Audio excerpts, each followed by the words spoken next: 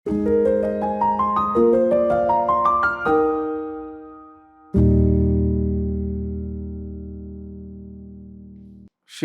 Bapak Ibu dan Saudara sekalian, kita berjumpa lagi karena kasih Kristus yang memperjumpakan kita dalam keadaan sehat. Mari kita bersama berdoa. Bapa Sorgawi, pimpinlah kami dalam merenungkan akan firman-Mu dengan pertolongan Roh-Mu yang kudus. Terima kasih. Amin. Kita akan bersama membahas mengenai awas gereja dengan tembok-tembok pemisah. Tembok pemisah dalam gereja di Efesus terasa saat orang Kristen Yahudi merasa lebih hebat daripada yang bukan Yahudi. Hal itu terjadi karena orang Kristen Yahudi merasa lebih tahu tentang Taurat. Dalam hal ini, rasa superioritas sebagai etnik Yahudi sangat menonjol, menjadikan mereka bangga diri dan beranggapan bahwa merekalah yang lebih dekat dengan Allah dibanding dengan jemaat-jemaat Kristen yang bukan etnik Yahudi itu.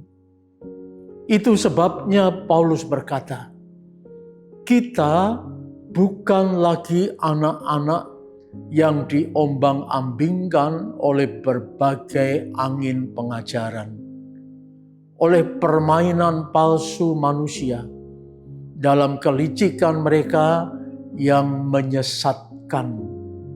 Sebaliknya, dengan teguh berpegang pada kebenaran di dalam kasih, kita bertumbuh di dalam segala hal ke arah Dia, Kristus yang adalah kepala.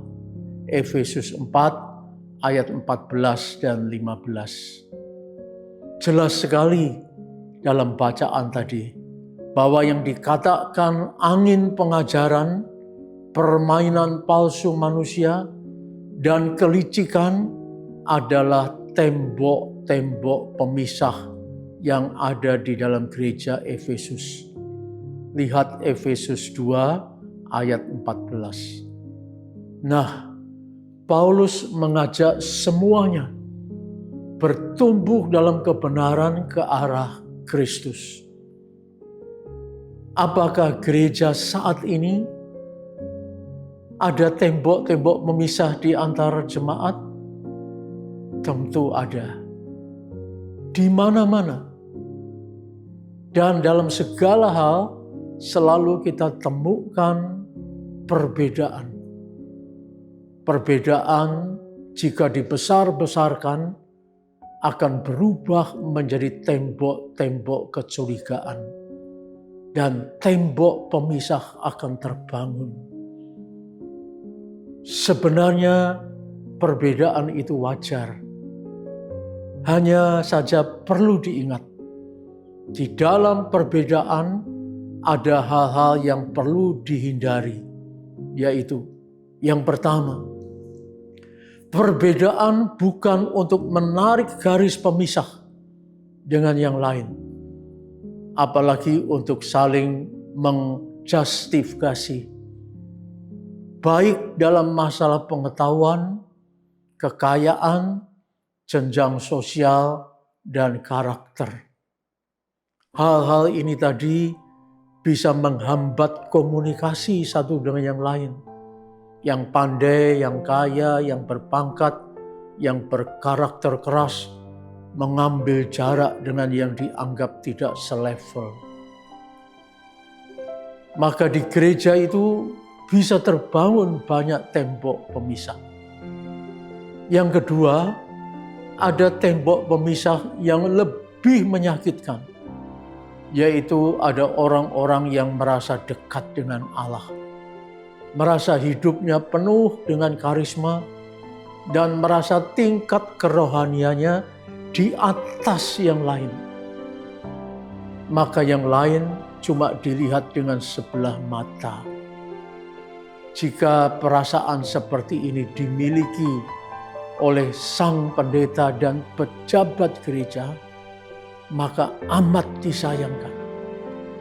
Karena berarti merekalah meniadakan kematian Yesus yang menebus semua dosa dan mau merangkul semua orang dalam pelukan tangannya.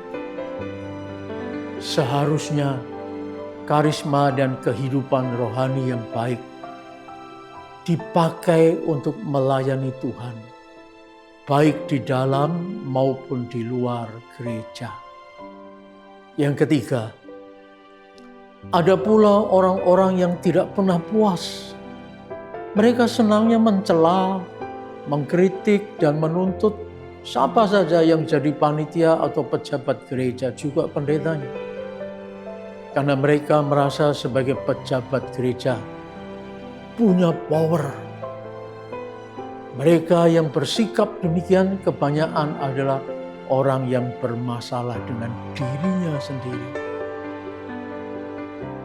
Yang keempat, tembok pemisah bisa terjadi pada para fungsionaris gereja yang melupakan fungsinya, yaitu fungsi strategis.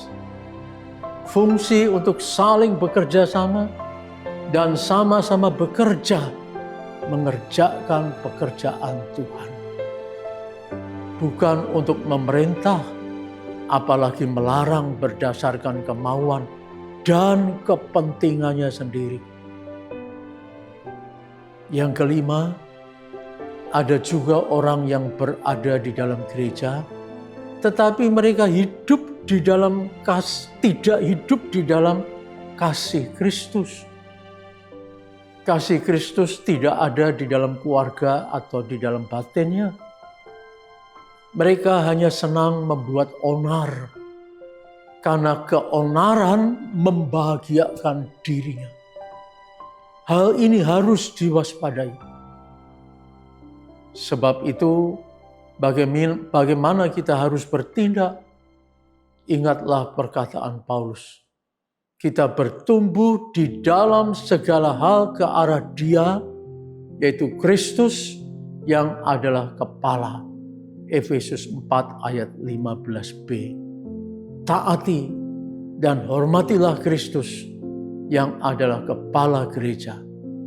Rasa taat dan hormat pada Kristus menyebabkan orang akan membongkar tembok-tembok pemisah yang ia bangun di dalam gereja dengan egonya itu.